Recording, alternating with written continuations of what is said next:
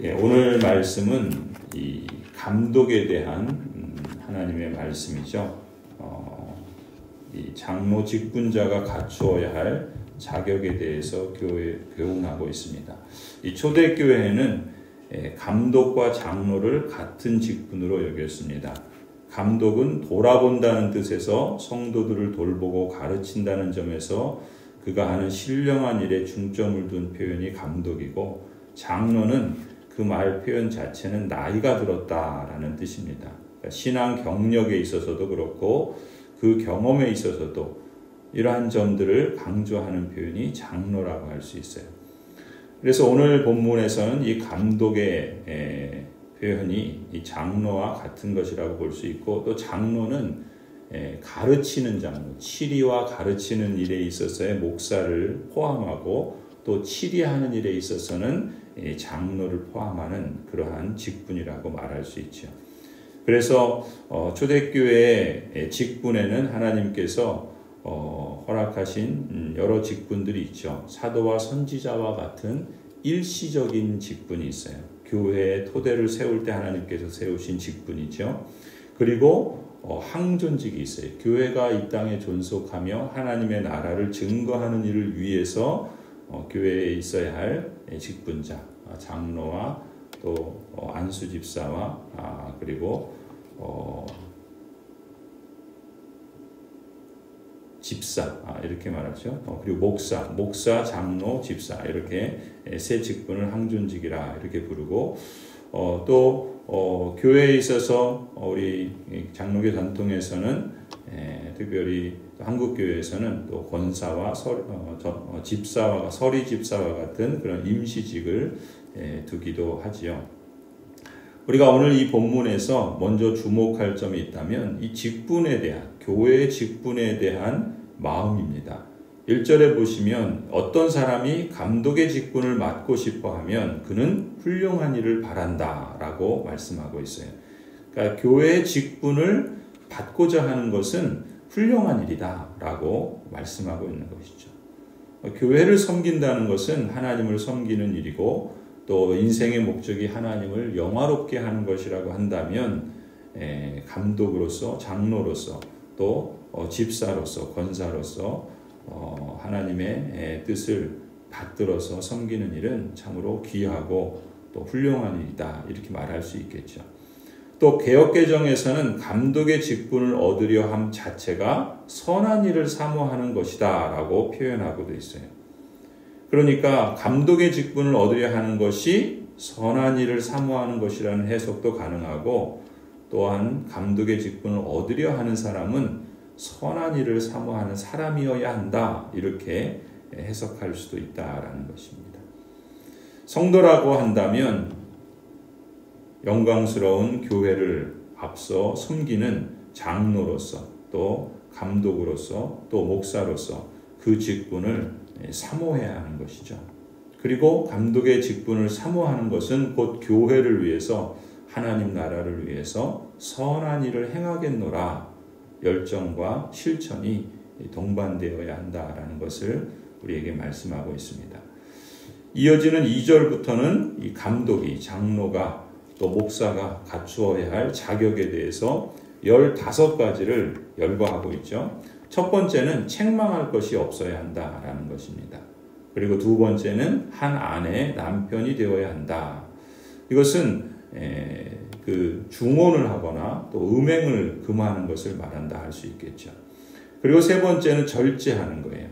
모든 일에 있어서 절제하는 것이 필요하겠죠. 그리고 네 번째는 신중하며, 그러니까 옳지 않은 일에 이리저리 끌려다니지 않도록 신중해야 하는 것입니다.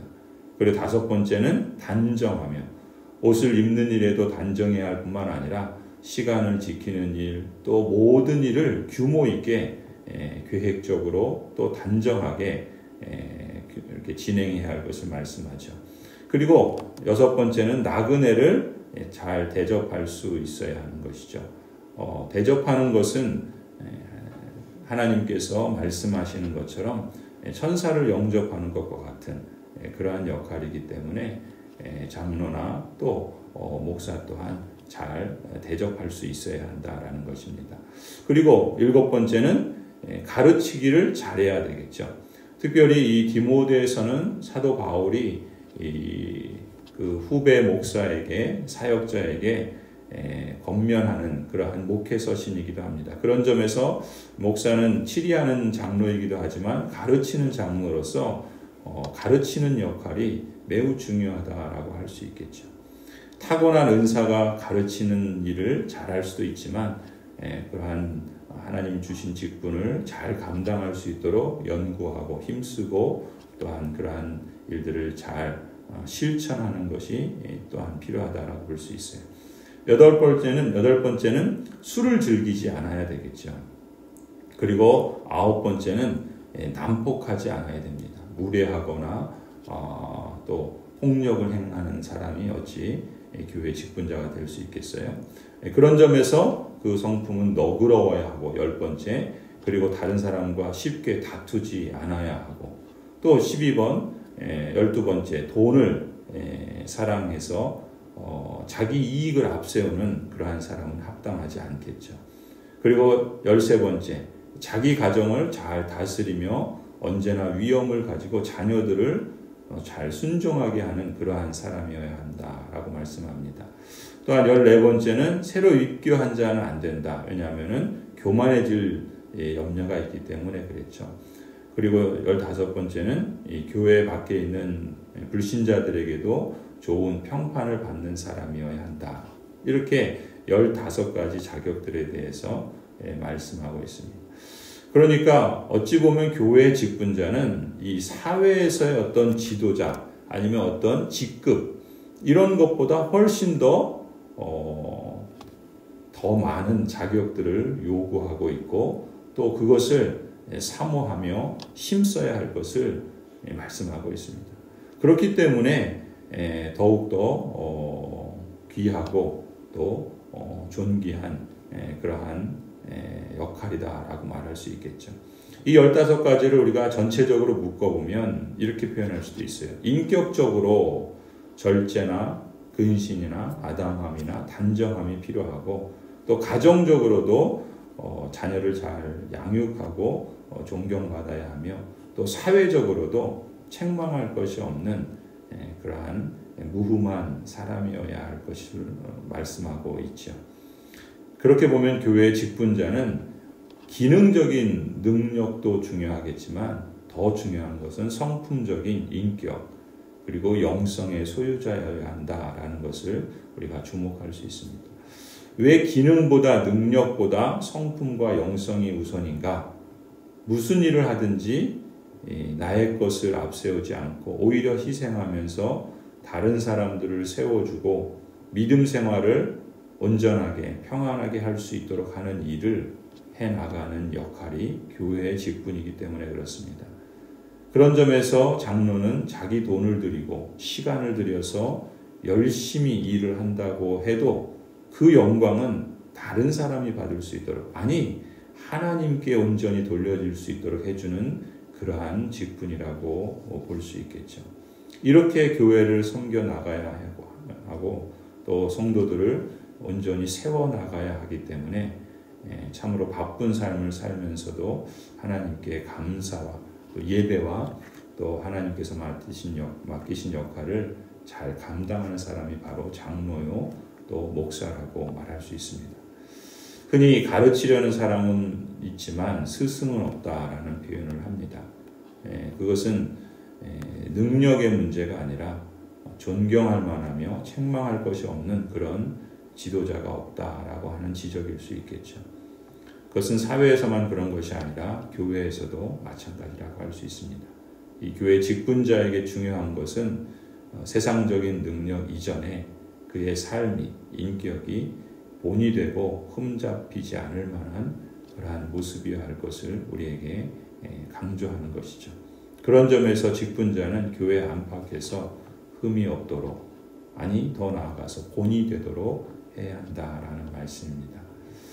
이 기준들을 보면 직분을 사모하는 것, 다시 말해 선한 일을 사모하는 것, 그것이 쉬운 일은 아니라 볼 수 있겠죠. 또 아무나 할 수 있는 것도 아닙니다.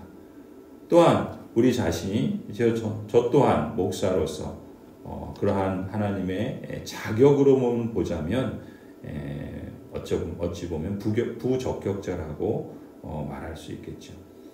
그렇기 때문에 하나님께서 우리를 충성되이 여겨주시고 또 긍휼과 은총을 베풀어 주셔서 우리를 구원하여 주셨을 뿐만 아니라 하나님의 교회를 섬기는 그러한 귀한 직분을 맡겨주신 줄 알고 오히려 겸손히 하나님의 뜻을 따르고 또 하나님께서 말씀하시는 이러한 성숙과 또 성화의 모습들을 더욱 힘써야 하는 것이죠.